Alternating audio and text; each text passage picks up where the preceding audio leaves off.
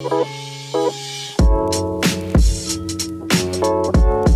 Sophie, salut Mana. Ça va? Ça va bien et vous? Plutôt bien. Moi je suis une position, je suis tellement à l'aise. Je suis tellement bien. C'est la première fois que vous êtes interviewés ensemble, ouais. Je sais pas. Non. Enfin, c'était pas une interview mais la vidéo avec Cyrus. Ah oui. Qui est une de mes vidéos préférées du web. Il y avait Anis avec, c'était tellement Ouais. marrant mon dieu. C'était un moment. Le t'imagines si. Ah ouais. C'est pas une interview pour le coup. Allez, on met un extrait. Le mec qui C'était ça tout le long le déjà. mec qui commence déjà C'était à déjà la hacker vanne. l'interview d'Héloïse.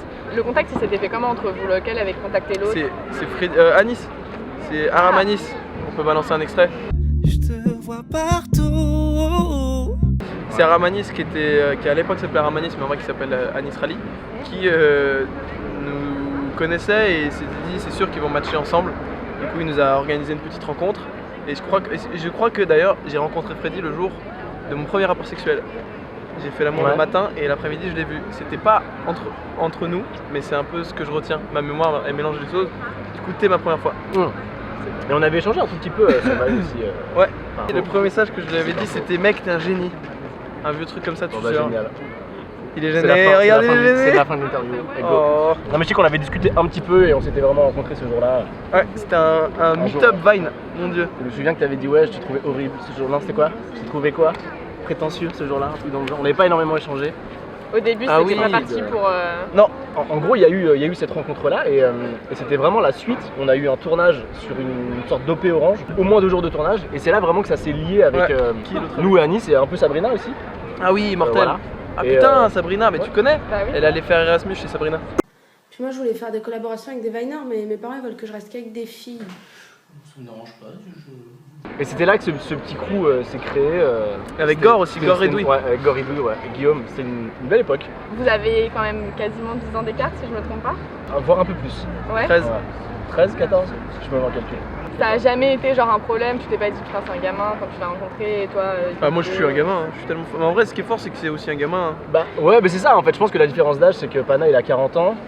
Et lui, il a 12. Et c'est Du coup, c'est moi, à chaque fois que je vois, je En me fait, il y a dis, une le sorte gamin. d'équilibre. Non mais au début effectivement, tu sais il y a ce truc où il y a la différence d'âge et tu te dis bah forcément enfin il est plus jeune et c'est forcément une relation différente. Bah, Et déjà- puis très vite après quand t'échanges, en fait c'est marrant parce que c'est Pana qui m'a fait comprendre que l'âge c'était vraiment pas quelque chose d'important dans les relations. C'est fou, hein. Oh. C'est juste des clics. Non mais c'est vrai. Et Non, depuis, mais il c'est sort avec vrai. des meufs de 16 ans. Ouais exactement, et c'est ça. Depuis la pédophilie, je me dis mais de quoi? Ça c'est une invention T'as totale. bien compris. Non mais c'est le message. vrai, et donc tu peux être hyper mature, je veux dire, je pense que la maturité de Pana, je sais même pas si je l'ai, tu vois. Mais non, en fait, ce qui est marrant, c'est juste qu'il y a certains trucs où je suis vraiment énormément gamin. D'ailleurs, je travaille en ce moment avec un humoriste qui s'appelle Jason Brokers. Arrêtez, c'est mon métier, putain. Et il me le disait hier, il me disait, mais des fois t'as des élans où on peut pas s'empêcher de se dire que t'es un gamin. Bien sûr. Genre, on oui. était en séance d'écriture et j'avais un parapluie et j'essayais d'attraper son genou avec le parapluie, tu sais, il avait. Et il me disait, mais mec, on est en séance d'écriture sur un projet sérieux et pendant qu'on parle, t'essaies d'attraper mon genou avec un parapluie. Donc je pense qu'il y a vraiment un entre-deux. Des fois, Freddy sera très mature et moi pas du tout, ou des fois l'inverse. Il n'y a pas de trop de questions qu'on se pose là-dessus. Je pense que la personne la moins mature, en tout cas, c'est Anis.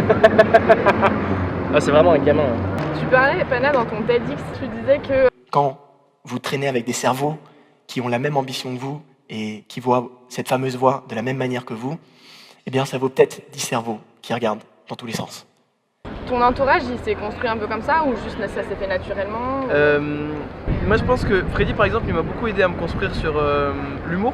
À la base quand j'ai commencé à côtoyer Freddy, faut savoir qu'on était limite en coloc, hein. Il m'hébergeait et au Pour début des raisons je me- professionnelles. Pour des raisons professionnelles, oui, mais C'était super loin. simplement j'étais en banlieue, etc., vraiment très très loin. Et je me souviens qu'au tout début, j'étais pas un gros fan de l'humour, je sais pas si tu te souviens. J'étais un mec qui aimait bien faire des vannes, et c'est pour ça que je faisais des vines, mais c'était toujours très bas de plafond, c'était très teubé, très simple, très jeu de mots, très truc. Et Freddy m'a vraiment éduqué à l'humour et il m'a vraiment appris, donc c'est plus moi qui ai rejoint sa direction.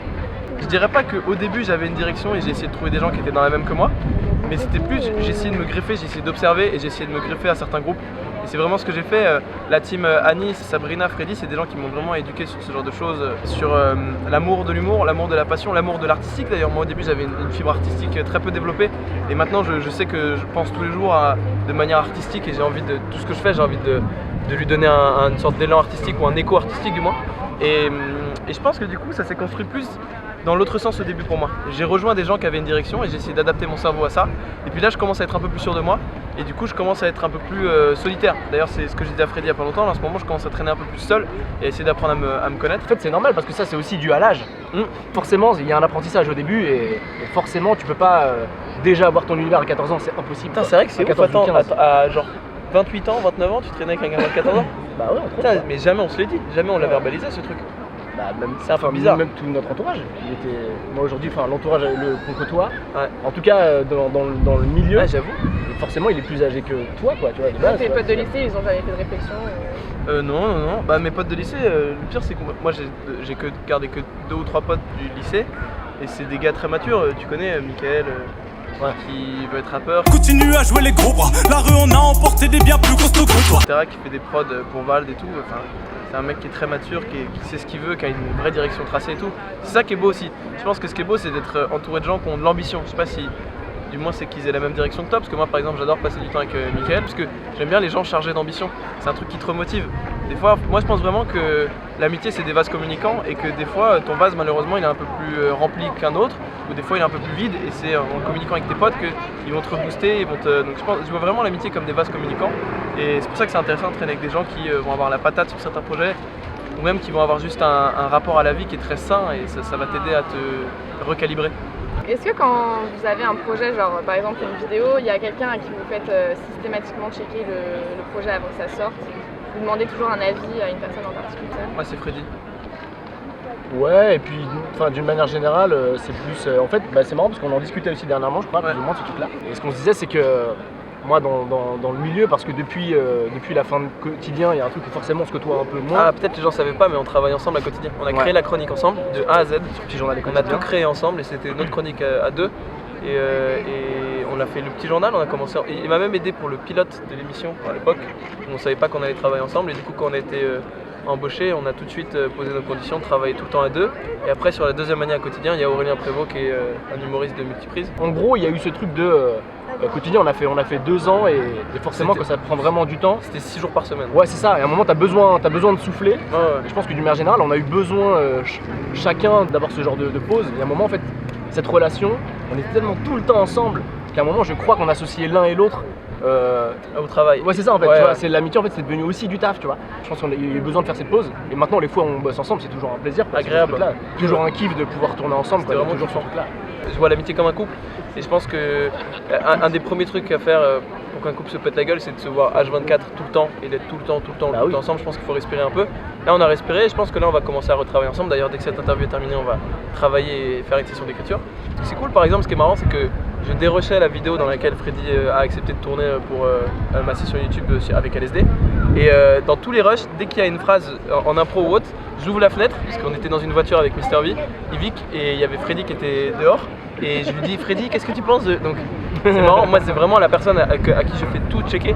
Même pour la scène, en ce moment je monte un spectacle, et Freddy m'a énormément aidé pour le texte, je lui ai fait valider des transitions, etc. Je l'appelle vraiment pour tout. Tu sais aussi que si c'est pas bon, il va être critique avec toi. Ah oui, il est complètement honnête. Mais on a... Et ça, dans les deux sens. Hein. ouais. Je pense que le nombre de fois où il m'a dit Ouais. ça c'est de la merde, ou moi je lui ai dit ça, je trouve vraiment que ça Bien sûr. nul. En fait, l'un des trucs qui fait que je pense qu'on s'entend aussi très bien, c'est l'exigence, je pense qu'on a l'un envers l'autre. Ouais. Et des fois parfois excessive, peut-être, tu vois, il y a ce truc-là. Mais ce qui est bien, c'est que aussi on se fait confiance. C'est-à-dire que je me souviens qu'il y a des délires sur lesquels je crois qu'entre autres c'était le professionnel peut-être qui est extrait. Ce que t'as pas compris, Morino, c'est que moi, contrairement à toi, je suis payé pour être là. Donc j'ai tout mon temps. Mais alors tout mon temps.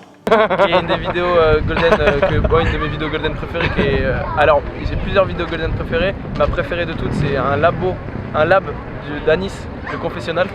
Peut-être que l'humour, c'est des larmes en plus jolies. Qui est ma vidéo préférée Ah, de je savais toutes pas. golden. Et Ça va après, faire en plaisir. deuxième, il y a le professionnel. Ça va lui faire Et, plaisir. et le professionnel, je me souviens que quand on en avait beaucoup discuté avec Freddy, moi il y avait des trucs sur lesquels j'étais en mode je suis vraiment pas sûr que ça fonctionne. Et il m'a convaincu, il m'a dit non, regarde, je t'explique pourquoi. Et après on est rentré dans le délire. Et je pense que ça aussi c'est intéressant, c'est qu'on se fait confiance. Je pense que ça c'est très important. Il y a beaucoup de gens qui, même si on a la même sensibilité artistique, on reste campé un peu sur nos positions. Et je sais que un des meilleurs exemples, c'est une chronique qu'on avait fait à la télévision et il y avait eu un problème de son, je sais pas si tu te souviens, la chronique sur la journée du câlin et tout. Et Freddy au montage il m'avait dit mec j'ai testé un truc et moi j'étais en mode je suis tellement pas sûr, j'y crois pas mec et tout. Et il faut savoir que moi je suis une petite pute dans le sens où quand j'ai peur d'un truc je veux rien faire. Et Freddy c'est plutôt le mec qui porte les couilles. Et du coup il avait fait une propale de montage et moi j'étais en mode non mec c'est compliqué, l'émission elle est dans 2 heures, faut qu'on. Et c'était passé, ça avait été des séquences qui avaient le plus fonctionné, tout le monde était venu nous féliciter et tout et j'étais en mode bon bah voilà c'est Freddy. Et il faut vraiment qu'on se fasse confiance là-dessus et je pense que c'est ça aussi qui fait que le binôme fonctionne assez bien. Est-ce qu'il y a des gens avec qui vous rêveriez de travailler, avec qui ce serait possible ou dans vos rêves les plus fous, ce serait qui? De mon côté, moi il n'y a pas de gens avec qui je rêverais de travailler parce que d'une manière générale moi je conçois le travail comme de l'amusement et l'amusement je le conçois qu'avec des gens que je connais avec qui je suis persuadé de m'amuser. Tu vois il y a ce truc là il faudrait vraiment que je sois persuadé de m'amuser avec quelqu'un et j'ai ce côté peut-être un peu félin où pour avoir la confiance de quelqu'un ça met vachement de temps quoi. Donc en fait moi je sais que j'arrive pas dans une salle de travail et très vite d'un coup ça match. Ça se trouve il y a une chance sur 2 pour que ça matche pas et tu te dis bah en fait ça m'est déjà arrivé, je vais pas donner de nom mais où tout à coup je suis sur un projet je me dis putain je kiffe cette personne c'est trop bien de pouvoir tourner avec et d'un coup je me dis bah non ça matche pas. C'est-à-dire que j'aime bien ce qu'il fait mais là tout de suite notre connexion elle existe pas et tout à coup bah, tu dis bah non j'aurais préféré même pas être là quoi. Moi je préfère jusqu'alors travailler plus loin avec ma team et me dire si je rêve de quelque chose c'est de grandir avec eux à la limite voilà c'est ça donc c'est ça en fait le rêve. Tu le rejoins aussi du coup? Non. Je te voyais hocher la tête mais... Non si je suis d'accord dans le sens où moi je suis très heureux de travailler avec les gens avec qui je travaille et pour l'instant je crois que par exemple quand on est arrivé à la télé on m'a tout de suite proposé des auteurs de télévision qui écrivaient depuis je sais pas combien de temps à la télé. Je dis non moi j'ai envie de travailler avec mes potes parce que sinon ça va pas m'amuser tu vois. Pareil je mets du temps à gagner la confiance de quelqu'un. Mais toi tu t'adaptes beaucoup plus vite que moi. Ouais. Très vite t'arrives à avoir ce truc là. J'ai peut-être une fibre sociale qui est peut-être un peu plus développée parce qu'on était 6 dans ma famille aussi. Ça m'a forcé un peu à faire des concessions. Non moi j'aimerais beaucoup travailler avec Edouard Baird et Alain Chabat. C'est vraiment les 2 personnes avec qui j'adorerais travailler. Et ah oui mais après c'est des stand-uppers. Bah tu peux dire. J'allais lâcher évidemment il y a des mecs mais après c'est des gars je suis sûr qu'ils sont pas sympas mais t'as du Louis C.K, du Dave Chappelle, du Bill Burr, du Sarah Silverman. Et aussi quand tu vois des pointures, même travailler avec eux tu te dis quelle place moi j'aurais là-dedans. Ouais c'est ça qui est compliqué. Ils sont tellement forts que tu te dis je ferais quoi avec eux et même qu'est-ce qu'on ferait d'intéressant, qu'est-ce qu'on créerait d'intéressant. C'est marrant mais c'est un débat moi que j'aime beaucoup en ce moment. Pour la scène je travaille avec 2 humoristes ultra pointus qui fonctionnent beaucoup à Paris, qui sont renommés et tout, c'est Farid et Jason Brokers et ils m'ont pris sous leurs ailes pour m'aider à monter mon spectacle et c'est très compliqué et très frustrant pour moi parce que quand je suis avec eux ils ont un élan créatif qui est plus puissant que le mien parce qu'ils sont dans ce métier depuis des années. Farid est dans ce métier depuis 12 ans, Jason il est dans ce métier depuis 5 ans et puis les deux ils vendent des tickets, Farid vient d'annoncer son Bercy, c'est des très grandes stars en France du stand-up. Et du coup c'est très frustrant pour moi parce qu'à chaque fois je me dis putain je suis pas du tout à la hauteur, c'est très compliqué, j'ai l'impression et je suis frustré par rapport à ça. D'un autre côté ça me permet de grandir beaucoup plus vite et de comprendre des choses plus rapidement par rapport aux autres donc j'ai une chance. Donc c'est à la fois frustrant et à la fois une chance donc c'est un cocktail un peu bizarre qui fait que des fois je suis très heureux et des fois je suis très malheureux. Mais je pense que c'est quelque chose qui me fait avancer plus vite. Et d'ailleurs j'ai fait la première de mon spectacle il y a pas longtemps et j'ai fait 55 minutes de stand-up au bout de précisément 8 mois de scène de manière récurrente. Et normalement 55 minutes de scène tu l'as genre au bout de 2 ans, 3 ans tu vois. Et je dis pas du tout que c'était bien, d'ailleurs c'était pas bien, mais non c'était un peu compliqué. J'ai revu la vidéo, c'était un peu compliqué. Mais ce qui est intéressant c'est bien.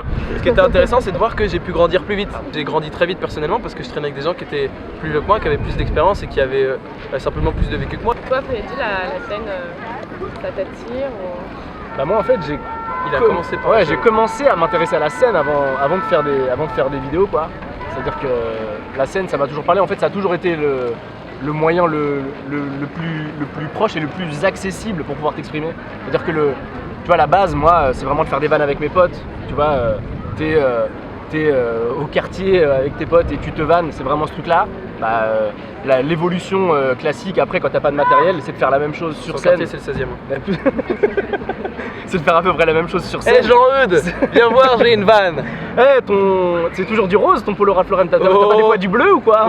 Y a qu'une couleur. Et ton père avec ses dividendes de chez Renault, il a une Skoda. Ton papa. Punchline. J'ai une Skoda.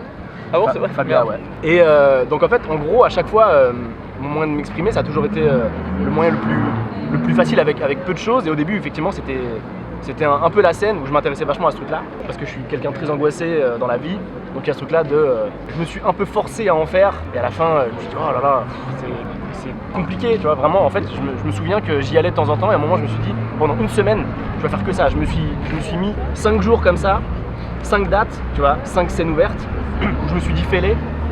C'était la pire semaine de ma vie, parce qu'il y a une histoire de manque de confiance en soi et d'exigence. D'exigence, ouais, je pense Ouais, que ça, Freddy est très exigeant. Et en fait, ça me rendait vraiment taré parce que je rentrais chez moi tous les soirs et je retravaillais mon texte et j'ai pas fait une seule fois le même passage et je me disais ah c'est pas bien et tout. Même quand les gens riaient, je me disais, et même à la fin en fait la conclusion de ce truc c'est putain les gens rient à des trucs qui me plaisent moyen, j'ai pas envie de faire ça. Et en même temps Vine arrivait et je me suis dit ah je préfère faire des vidéos quoi, tu vois. Et pareil là c'est un accès très simple, c'est tout à coup t'as un téléphone et c'est très facile, t'as pas besoin d'une équipe de tournage, bah, tu t'exprimes très facilement. Mais voilà, mais oui la scène à la base, en fait j'aime toujours ça la scène, c'est vraiment un truc que j'aime beaucoup. À l'époque en fait j'allais voir des gens sur scène comme certains allaient au cinéma quoi, vraiment j'y allais seul. J'étais vraiment seul comme ça assis et de temps en temps il y a un humoriste qui me disait, il y a des couples, des fois t'es genre 15 dans la salle, et il disait toi qu'est-ce que tu vois, t'es seul dans la vie. Je me dis, s'il te plaît, laisse-moi tranquille. Laisse-moi juste, j'aime bien. Laisse-moi, c'est ma passion. J'aime toujours ça, j'ai moins le temps d'aller voir des gens sur scène, mais c'est toujours quelque chose que j'aime beaucoup. Après, de là à être sur scène, c'est encore autre chose, quoi. Et c'est ça qui est beau, je trouve, moi, dans la scène. C'est très simple et très compliqué, parce que la scène, pour le résumer, c'est quand même juste un mec qui prend un micro et qui parle pendant 1 heure à des gens. Il n'y a pas de metteur en scène, il y a un metteur en scène, mais mettre en scène du stand-up, c'est plus retravailler les vannes, donc c'est différent, c'est pas mettre en scène, genre on va essayer de créer des mouvements. Donc il n'y a pas de réalisateur, il n'y a pas de costumier, il n'y a pas de... En fait, c'est juste un fil tendu entre le mec qui est sur scène et le public. Ça paraît très simple, en fait, c'est très compliqué. Je pense que le stand-up, le bon équivalent, c'est Messi. Messi, quand tu le vois jouer, tu te dis c'est tellement simple ce qu'il fait. Et en fait, c'est le truc le plus impossible du monde. En fait, comme tout truc artistique, dès que ça te paraît simple et que les gens qui le regardent se disent ah putain, j'aurais pu faire pareil, c'est que c'est très compliqué. C'est que les bons stand-uppers, ils arrivent à mettre les gens dans leur tête. Ils arrivent à leur faire croire que c'est eux qui ont eu l'idée. Et ils arrivent à réduire le chemin entre l'idée qui sort de leur tête et l'idée qui arrive dans la tête des gens. Et plus le chemin est court, plus pour moi le stand-up est bon. Et c'est ça qui est très très compliqué. Mais d'un autre côté, c'est simple au final, parce que c'est juste un micro et ta voix. Il n'y a rien d'autre. Bah, c'est vrai, c'est quand même énormément de travail, quoi. Ouais. Faut trouver une musicalité, déjà rien que ça, c'est le moins naturel du monde, c'est de parler avec une musicalité. Non ouais, c'est du vrai taf et surtout c'est de l'acharnement quoi. Il y a ce truc où tu dois refaire ton passage 10 fois pour que ce soit vraiment bon, tu vois. Faut être très passionné. Quand tu tournes, bah tu le fais, et après il y a le montage et alors que là c'est vraiment une sorte de c'est plus organique. De répétition, ouais. C'est plus organique comme métier, c'est-à-dire que c'est jamais arrêté. Par exemple, comme exemple, moi le bon exemple que je peux donner c'est Farid. Il a fait sa captation de son spectacle au Cirque d'hiver, la captation sur Netflix, extrait. Il est physio, son travail c'est de dire oui et non, il a les mêmes compétences qu'un feu rouge. Qu'est-ce que... Eh bien, je sais qu'avant d'aller jouer sa capta, il a joué au Paname, qui est donc une petite salle dans une cave à République devant 80 personnes, et il a fait des changements. Il avait un petit carnet sur scène, il rayait des trucs 1 heure avant de faire sa capta. Donc je sais pas si vous vous rendez compte, ça faisait 3 ans qu'il avait ce spectacle, un truc dans le genre, il le rodait, il travaille depuis 11 ans, un truc, et 1 heure avant, il arrive à faire des modifications. Et c'est ça qui est beau, c'est que c'est très organique. Même si tu as le même texte, chaque soir c'est différent. Ne serait-ce qu'en fonction de l'impro, ne serait-ce qu'en fonction du mood de la salle, parce que ça c'est aussi très compliqué, c'est de s'accorder aux gens. Si jamais, en vrai le stand-up c'est aller discuter avec un mec dans un bar. Si jamais il y a un mec qui est un peu triste, qui regarde dans le vide et que t'arrives et tu fais hey, ça va, comment tu t'appelles? Ça va pas du tout matcher. Par contre si t'arrives et tu lui dis ça va, comment tu t'appelles, qu'est-ce qui se passe dans ta vie? Là ça peut matcher. Et c'est ça qui est aussi compliqué dans le stand-up, c'est d'essayer de comprendre et de s'accorder au mood de la salle. Ça c'est très compliqué. Mais du coup ça fait que c'est organique tous les soirs et ça change. Alors, toi tu m'as vu jouer plusieurs fois je pense le même texte, et des fois j'étais très énergique, des fois j'avais pas du tout de patate, et j'essaie de m'accorder un petit peu au mood de la salle. C'est très très compliqué. C'est vraiment un métier à la fois compliqué et simple, c'est un mélange super bizarre. C'est un peu schizophrénique. Du coup ça te permet aussi de pas te lasser d'un soir à l'autre même si tu refais le même texte, ou il y a des fois où tu te dis merde quoi. Ça dépend, ça aussi ça varie. Il y a des soirs où c'est très relou parce que tu te dis oh, ça j'en ai marre. Après il faut être amoureux de ce que tu dis, et c'est pour ça que je pense qu'au lieu d'essayer de faire rire les gens, moi ma priorité c'est plutôt d'essayer de leur transmettre des idées qui m'intéressent. J'aime bien, moi je suis un petit égoïste, mais un petit narcissique, mais j'aime bien de parler de mes petits problèmes, de mes petits trucs, de petits bobos parisiens chanceux, blancs, la vingtaine, éduqués dans une classe moyenne, oui je suis blanc, éduqués dans la classe moyenne supérieure. Je parle de mes petits soucis de vie et tout, et j'essaie de voir si ça attire les gens, si ça les intéresse. Et donc je sais que moi j'ai besoin de parler de certaines choses, et donc quand j'en parle, en tout cas je me lasse pas. Ça c'est le premier point. Du coup je préfère, au lieu de dire vous avez pris le métro, oh dans le métro, ça pourrait me faire chier parce que ça me touche pas. Alors que moi je préfère parler, là j'essaie d'écrire par exemple sur la passion du suicide dans ma famille. Tout le monde dans ma famille a une passion pour le suicide, et j'essaie d'en parler en ce moment, et je sais que c'est un truc qui me touche et je me pose des questions dessus depuis je sais pas combien d'années. Tout le monde dans ma famille a essayé de se suicider ou a réussi. Et je sais que ça je vais en parler, Et que ça fasse rire les gens ou non, je sais qu'en tout cas je vais être intéressé d'en parler. Et après, il faut espérer que les gens soient intéressés aussi d'écouter ça. Mais... Et ça, c'est la bonne évolution du stand-up en France où la plupart des artistes commencent à comprendre que. Faut défendre des idées, pas des c'est blagues. ça, ouais, exactement. Pas juste des vannes où tu le fais et tu l'as placé, c'est réglé. Et je pense que c'est l'un des bons moyens de pas trop se lasser de ce que tu racontes parce que c'est un vrai message que tu as à faire passer. S'il y a des rires, banco, s'il n'y en a pas forcément et c'est pas forcément ce que tu recherches, au moins tu as fait passer une idée et c'est intéressant. Et ça, c'est la chance qu'on a aujourd'hui en France. C'est l'évolution de ce stand-up qui commence à être là, de plus en plus présent, quoi. Et du coup, à part le stand-up, Anna, on te voit un peu arriver au cinéma et tout. D'ailleurs, je crois que le stand-up, c'est pour toi une étape pour ensuite... Ah non. Non, pas du tout. C'est pas une étape. Non, je le vois vraiment comme une finalité, le stand-up. Après, j'ai pas envie de devenir stand-upper, moi je vais être réalisateur. Mais je le vois vraiment. C'est pas une étape dans le sens où je me sers pas du stand-up pour arriver ailleurs. Je pense que c'est une fin en soi. Mais j'aimerais avoir un autre chemin de route. J'aimerais prendre une autre route à côté en même temps, qui est la réalisation, et j'aimerais être réalisateur. Je pense que les deux s'entraident dans le sens où un bon réalisateur, c'est pareil. Les bons réalisateurs, c'est ceux qui arrivent à mettre le spectateur dans leur tête. En fait, c'est marrant, mais je crois que j'en ai parlé avec toi, Freddy, mais un stand-upper, il y a plein de gens qui disent putain, ce qu'il fait, c'est pas marrant. Et en vrai, je pense que c'est faux. Je pense que dès que tu as l'énergie de te dire ok, j'ai un truc, c'est marrant, je vais le faire devant les gens, c'est que c'est marrant. Si ça te fait rire, c'est que c'est marrant. Par contre, ce qui est compliqué, c'est d'expliquer aux gens pourquoi c'est marrant dans ta tête. Et ça, c'est le plus compliqué. C'est-à-dire qu'il faut convertir les gens à ton cerveau. Il faut essayer de créer un langage ou une traduction pour expliquer ce qui se passe dans ton cerveau. Il faut essayer de ramener les gens dans ton cerveau. Et c'est un travail qui est très compliqué, mais c'est un travail qui est intéressant et qui est obligatoire aussi quand tu es réalisateur. Un bon réalisateur, c'est quelqu'un qui va montrer une histoire. Par exemple, tu regardes au cinéma, il y a des histoires, tu regardes le pitch, c'est nul à chier. Pourtant, tu chiales devant le film. Pourquoi ? Parce que le réalisateur a réussi à te mettre dans sa tête. Et du coup, c'est vraiment intéressant le stand-up pour la réalisation. Parce que ça t'apprend à sélectionner les axes. Un bon film, c'est un film avec un axe intéressant. Par exemple, si l'axe du Titanic, ça avait été, au lieu que ce soit une histoire d'amour qui se déroule dans un bateau qui sombre, si ça avait été l'histoire du commandant de bord qui doit gérer cette crise, ça n'aurait pas été aussi intéressant. Ce qui est intéressant dans la réalisation, c'est d'essayer de trouver l'axe qui va être différent des autres pour arriver à raconter une histoire. Et le stand-up, c'est la même chose. Et c'est ça aussi qui fait que, pour moi, le stand-up va m'aider dans la réalisation. Et la réalisation va m'aider dans le stand-up. Je pense vraiment que c'est deux travails qui vont interagir entre eux. J'en suis persuadé. Et puis je sais pas si quand on parle de réalisation on parle forcément d'humour, mais en tout cas en ce qui concerne l'humour, les frontières elles sont vraiment fines entre la scène, les blagues à la radio et la réalisation et les vidéos. De manière générale en fait le tout c'est une musique quoi. Je pense que même quand tu es à la radio, tu as quelque chose de très musical, la manière dont tu vends tes vannes, tu vois, le tout en fait peut être vraiment du montage, tu vois. C'est-à-dire que même le stand-up, la manière dont c'est fait, il y a une certaine rythmique, c'est un vrai montage. C'est pareil pour tes chroniques radio humoristiques et c'est exactement pareil pour la réalisation. Après tu as des gens qui sont plus ou moins doués pour des trucs et je pense qu'en vrai, les personnes qui sont extrêmement douées dans un domaine, elles pourraient totalement l'être dans l'autre. Après encore faut-il le lâcher un peu pour aller dans l'autre et donc c'est plus compliqué. Mais je pense que quand tu es doué, vraiment doué dans un domaine, tu peux vraiment l'être dans l'autre et vraiment ça se rejoint vachement quoi. Il n'y a pas vraiment de frontières, avant qu'elles sont très, très minces. Ouais, il a un beau pénis. Et je vous jure que c'est vrai, c'est même pas une blague. La vie de ma mère qu'il a un beau pénis. Je vous jure que c'est vrai.